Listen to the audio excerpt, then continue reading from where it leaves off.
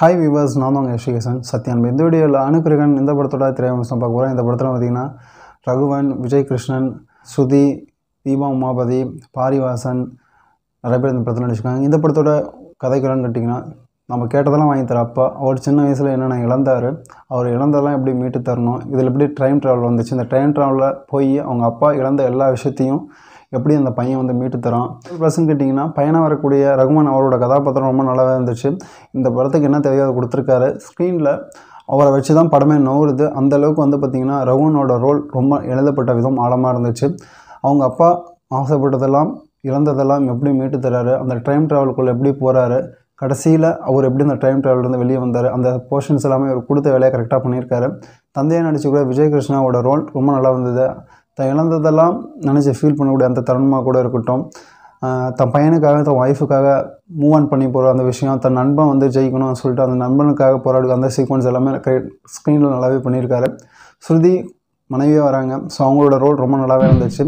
தீபா உமாபதி வந்து பார்த்திங்கன்னா இன்னொரு கதாநாயகியாக வராங்க. இவங்க ரெண்டு பேர்த்தரும் ஹோம்லி இருக்கும். ஸோ இந்த படத்துக்கு தேவையான அழகை இவங்க வந்து ஸ்க்ரீனில் ப்ரெசென்ட் பண்ணியிருக்காங்க. இவங்க போர்ஷன்ஸ் எல்லாமே ஸ்க்ரீனில் ரசிக்கும்படியாக இருந்துச்சு.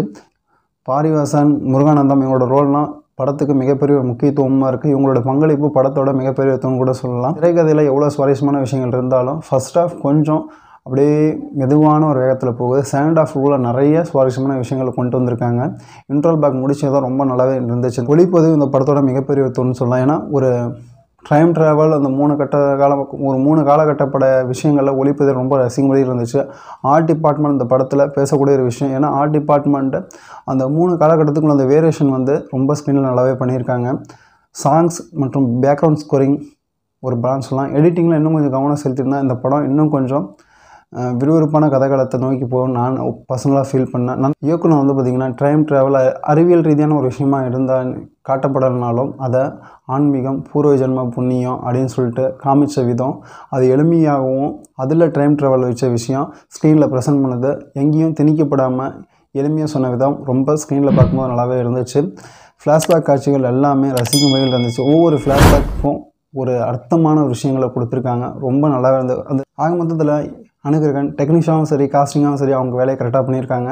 எடிட்டிங்கில் கொஞ்சம் கவனம் சேர்ந்தால் படம் நல்லாவே வந்திருக்கும்.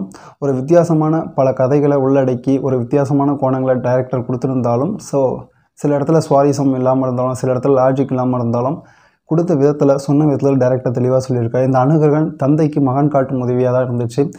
இந்த படத்துக்கு நான் கொடுக்குற ரேட்டிங் 5க்கு 3.5. ஏன்னா அந்தளவுக்கு ஒரு காதல், நட்பு, பாசம், குடும்பம் சொல்லிட்டு எல்லா விஷயத்துலையும் படம் நின்று பேசியிருக்காங்க. சுவாரஸ்யமாக அடுத்த முறையில் சந்திப்பது உங்கள் எஸ்விகேசன் சத்யான்பு.